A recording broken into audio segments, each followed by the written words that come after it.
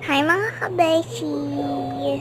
Ayan nga po, tamang papak lang po ang ante nyo. At napagod din siya sa Christmas party nila noong Thursday. Super pagod talaga siya.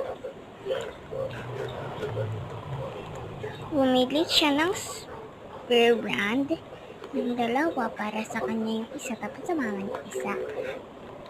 Kaya ko po dinili dalawa para papakin ko po yung isa. Yan po. Super sarap.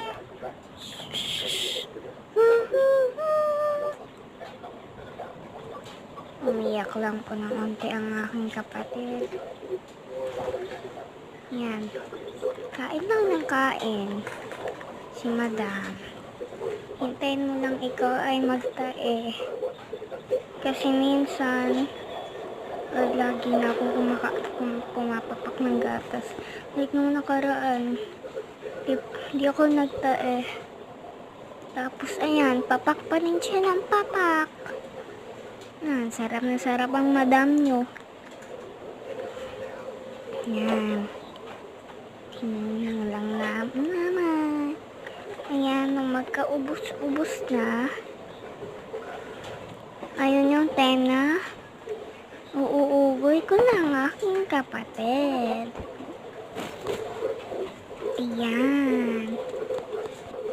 Hinaharangan ko pa dyan ang aking aso. Minsan po talaga yan.